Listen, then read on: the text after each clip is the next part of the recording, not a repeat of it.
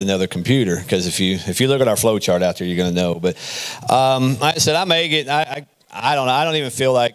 I mean, I'm supposed to be up here preaching about benevolence today, and I know it kind of goes, but I don't really think it goes. So, Steve, you got another week. I guess I'll be preaching benevolence next week. But we've been talking about what it's like to have a vital church, what it means to have that. And I listened to those that was up here praying today, and maybe this is what I needed, because as one of your pastors, your associate pastor, your youth pastor, I think pastor can probably relate to this. I feel like we need to be perfect. People expect us to be perfect. They expect us to be there for you. But, you know, for the last year, my mom passed away January 18th last year. And, you know, I had a birthday, obviously, after that, because my birthday was yesterday, but that was such a blur. I don't even really remember turning 51. But I never felt like I could really, I guess, mourn the way I needed to mourn, because I felt like I needed to be there for everyone else. And so this year, this birthday yesterday it sucked in a lot of ways. Can't say suck, can you? Only a youth pastor can say suck behind the pulpit. But it sucked in a lot of ways, because I was expecting, I woke up expecting my mom to be, she was always the first one to send me a happy birthday wish, always.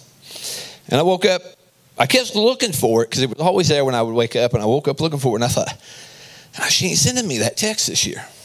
She's just not, because she can't. And I think sometimes we wonder about, you know, maybe differences we make in people's lives, whether or not we're doing anything good, whether we're accomplishing anything in our lives. Maybe, you know, the devil convinces you that you're worthless and you're doing nothing. And the first person, shockingly, out of that sent me one was, I was married once before for 8 years, and I had some stepkids, and I treated those kids like they were my own. And one of them that I don't really talk to much at all lives down in Louisiana now. I talk to her occasionally. But she sent me a text, and she said, Dad, I just wanted to wish you a happy birthday. And I wanted you to know that I love you. And I thought, maybe I did accomplish something in her life. You know, I'm not a part of her life really anymore, other than just an occasional text. But I just began to think about all those things, and I know some of you were up here praying for lost loved ones that you have lost recently in the last few years, and different things in your life. You're needing to be restored by Jesus. And Pastor quoted that verse. He says, you know, come unto me, all you who are weary and burdened and heavy laden, and I will give you rest. Sometimes we just need to rest in the Lord. And I'm going to be the first one to tell you this last year, I just haven't rested in the Lord like I should, because, and I'm not up here today. I didn't feel like I could get up here and tell you needed to go do something. But in a way, I can tell you kind of need to go do something in a way, and we'll discuss that more next week. But I just didn't feel like that fit with what was going on up here today. And we need to realize that we've got to rest in the Lord, and we cannot let the devil convince us that we are worthless. As I told you, I felt like that I just needed to be perfect for everyone. And like I said, this is not a woe is me today. It's up here speaking to those of you that are maybe still dealing with something, maybe some that haven't come up here yet. Maybe you look in the mirror and you think, I am ugly, I am fat, I am worthless, I am this, I am that. I am telling you, whatever is responding to you in that mirror, unless it is I am a child of God and God created me, it is a lie. Anything other than that is a lie. And I think sometimes that we feel like we have to be there for everyone. And this last year, I have just been off my game. I feel like I have let teenagers down because I haven't done what I had done for years prior to that. I was telling somebody the other day, I said, I feel awful because I have not been to a basketball game at all this year. Because I just felt like I needed to breathe. It was every night we were going to one of the things. And it's because I love those children and I love those kids and I want to be a part of their life. And I want them to know that I've got their back every step of the way. And I would give my life for every one of them. But I thought, I just got to breathe because I feel like I can't breathe. I feel like, I've got kids writing in their journals that they feel worthless. They feel like they want to commit suicide. They're dealing with depression. They're dealing with this and that. And I wanted to say, God is the answer to all of that. And I understand that. And what I'm struggling with is when I tell them that, but they're being called, I almost said a word you probably can't say behind the pulpit, but a mother called her own child a very negative, or a fat blank the other, her girl child, because she was dating someone she thought too soon. Maybe she was dating someone too soon, but her own mother was calling her that and doing that to her. And she's like, Jeff, what do I do? Because they tell me I'm fat. They tell me I'm this. I'm telling me that. You know, they're dealing with a dad who's abusive that beats mom. I said, what are you doing? They said, we just try to stay out of the way. And I know in my mind that Jesus is the answer for that young lady. But what do I do to fix her now? What do I do to help her get through the night? What do I do when I say, you still got to go home to mom and dad?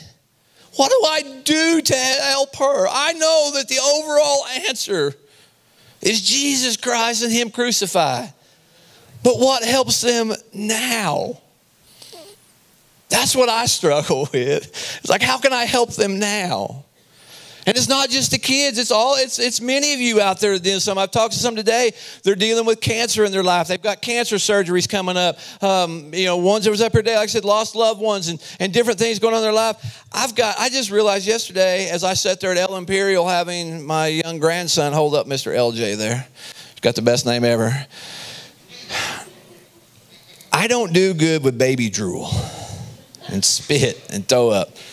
And I had him on my lap as I'm eating nachos yesterday. And his hands are in my nachos that I'm eating. And they're going. And I'm trying to eat those same nachos. And I realized, I was like, I've got 8 stinking grandkids. You don't all know my story. My daughter that, and it just kind of came over me. I was like, I need to be a better grandpa. I need to be a better husband to my wife. I need to be a better youth pastor. I need to be a better associate pastor. I need to be all those things.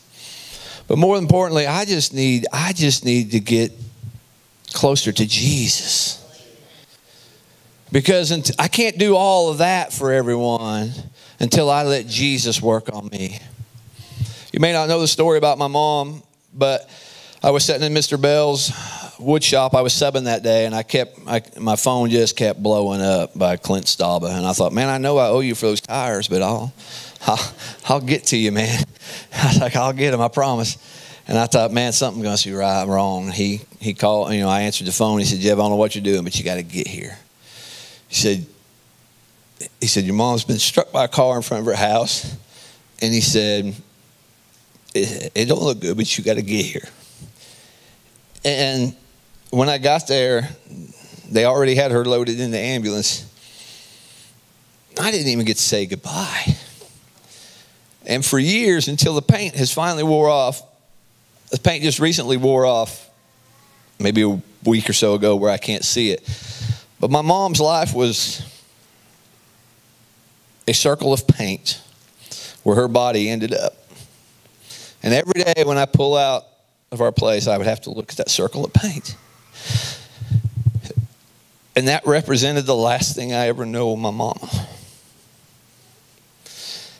And I was like, I just don't, so I know all of you that have lost someone, and you're dealing with things, whatever it is. Maybe you're dealing with a medical issue. Maybe you're dealing with a self-worth issue. Maybe you're dealing with that loss of that loved one. I just felt like standing up here to tell you today, if one of the leaders of your church, the devil can hammer so hard, he can do it to you too. And it's okay to admit that you just don't got it. It's okay to admit that you're just out of it today. It's okay to admit that you just don't feel like praying today. Sometimes I wake up and I think, God, I know I need to pray. I got a stack of journals. If you looked at all the kids that were no longer in the youth group, that don't come any longer for whatever reason or another, I've got hundreds of journals over there. And I'm like, I've always got something I can pray for. But I was like, Lord, I just don't feel like praying today. I just ain't got it. And if that's you, then honestly, all I can say to you is that your answer is here. Your answer is on your knees. Your answer is in Jesus Christ. I know it may not fix your immediate problem. Maybe it will, maybe it won't. I don't know. But I can promise you that God will have your back every step of the way. So if you're here today and you haven't even come to these altars yet today, don't leave here feeling the same way you felt when you walked in here.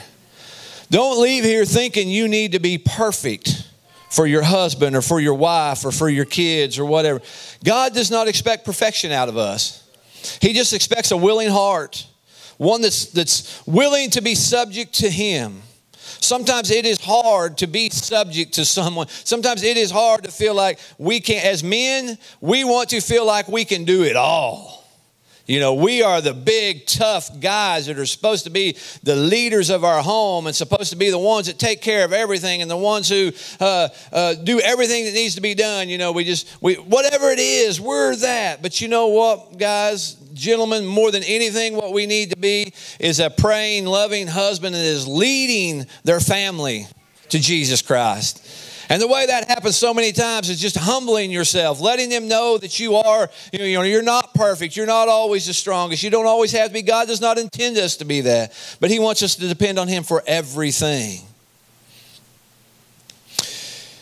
If you truly want the answers to life's questions, church, I'm telling you, and I can't say it enough, it's right here. So many times I have young ones and I have old ones, and they're like, I'm dealing with this issue.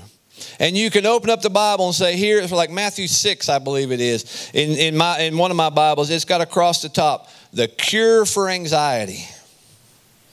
And now they're like, we're dealing with depression, we're dealing with stress, we're dealing with anxiety, we're dealing with this. I was like, I got just a place to send you. The cure for anxiety. But yet I don't know if it's that we don't trust God enough. I don't know if it's not that we don't believe God enough. But as I talked about this morning, the groundhog is stupid, but God created the robins that know when to come back. They know when to leave and they know when to come back. They know when it's springtime. They know what's going on. God created that somehow, but yet we doubt that He can get us through those days that we're at our lowest.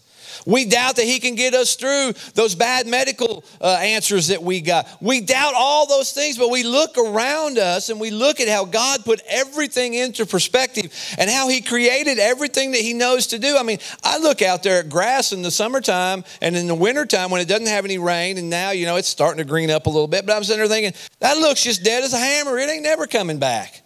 But yet, it's going to come back. It's going to come back again and again and again. It's going to go through the cycle of life.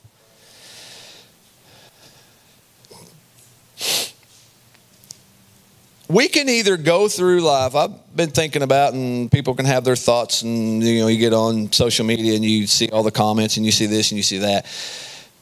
But this week-long revival that's been going on down in Kentucky, maybe some people aren't there for the right reasons, whatever, I don't know. But church, for us to truly see a revival in our country, for us to see a revival in our homes, I bet there's not a person out there that isn't dealing with something in your home life. Whatever it may be. If you're a young person, maybe it's your parents aren't getting along. Maybe that's it. Maybe they're fighting and they're bickering and they're carrying on and you're caught in the middle of it. Maybe that's it. Maybe you've got teenagers that are out living life the way you don't want them to be living, and they're just struggling and they're dealing, and you're thinking, I don't know what to do. I don't know where the answers are at. I'm telling you, the answers are right here. Now we can say, you can tell and this is for you adults, you can tell your young people, well, you need to go to Wednesday night class, and Jesus is the answer. But if they don't see mom and dad thinking Jesus is the answer, then they're not going to think Jesus is the answer. All right? They're just not. We've got to come to a point in time where we realize that these altars are the answer. I'm not necessarily saying that just these particular two altars. That's not what I'm saying. But what I am saying is that song she sang this morning, Do Lord, oh do, remember me. That was my song. I grew up in church enough to have heard that song somewhere.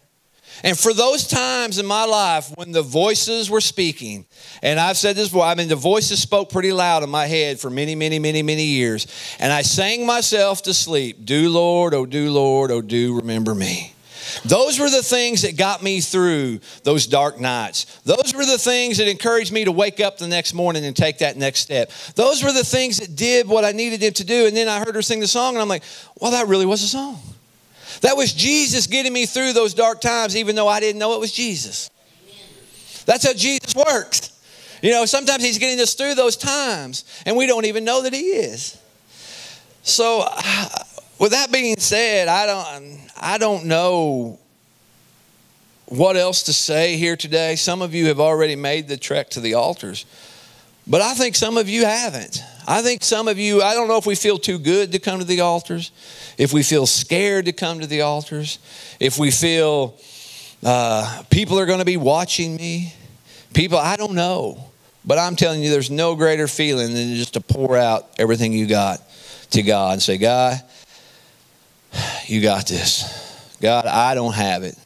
And I'm telling you from experience, that's what I need to be doing more of. Is God, I need to let you have it so that I can be there for my teenagers, so that I can be there for you guys that are going through stuff.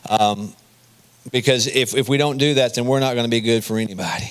We're not going to be doing anybody justice. Next week, we're going to be talking about benevolence. And if you don't know what benevolence is, it's just having a disposition to doing good. And for us to have a vital church, what happened today needs to happen. People coming around praying for each other.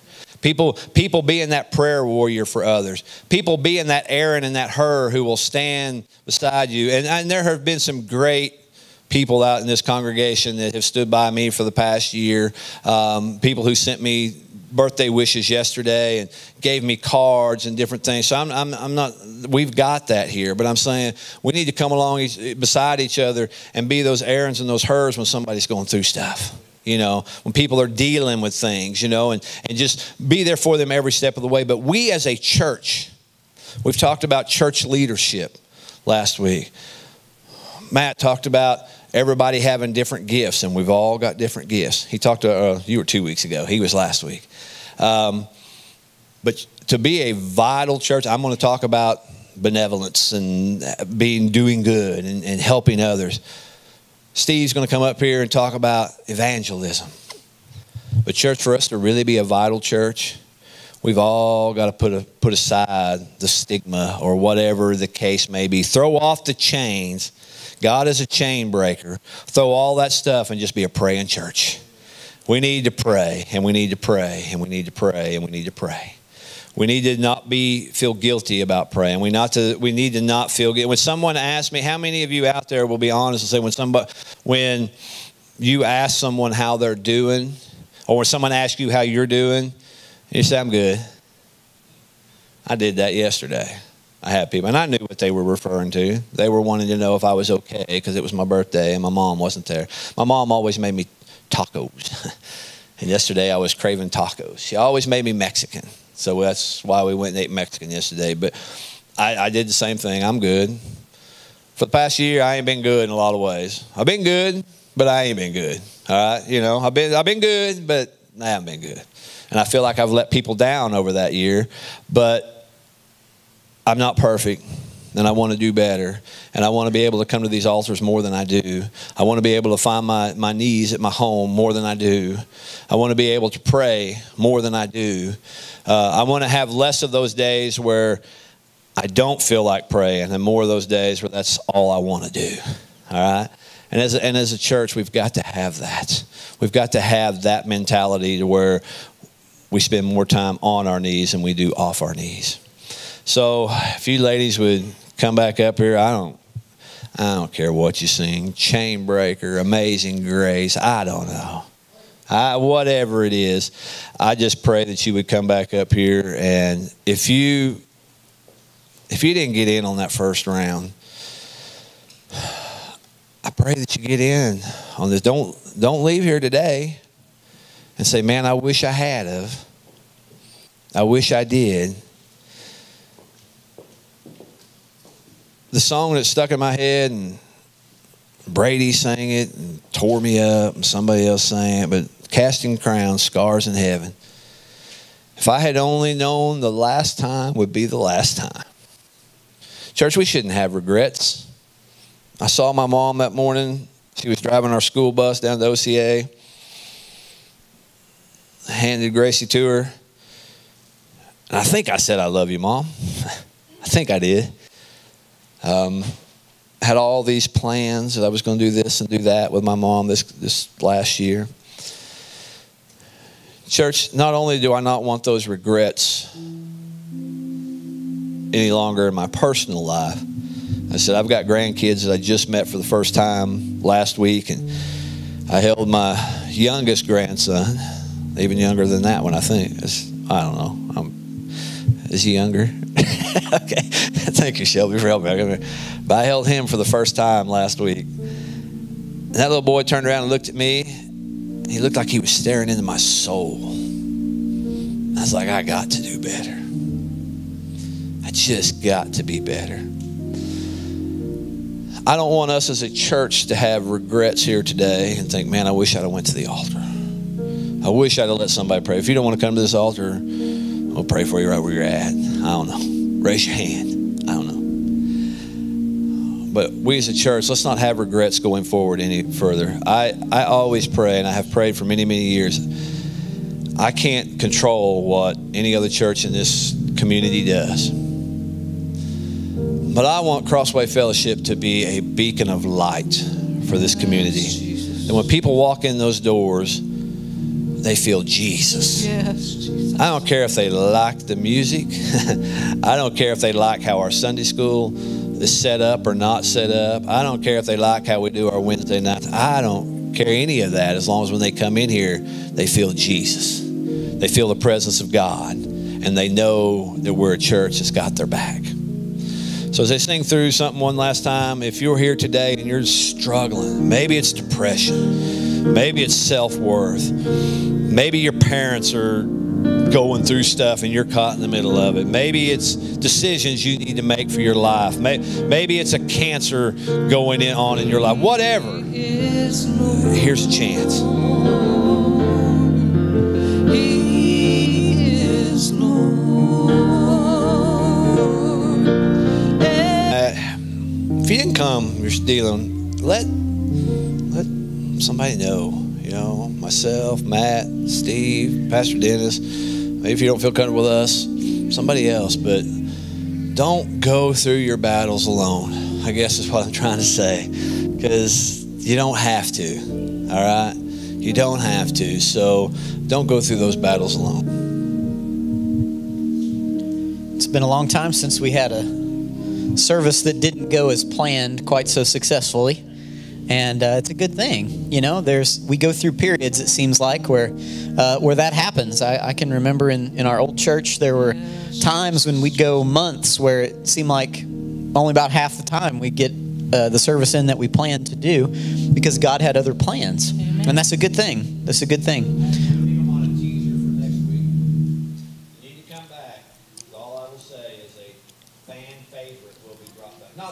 A fan favorite will be brought back next week. Okay, so we're dangling a teaser for next week. A fan favorite will be making its return, and it's not Jeff.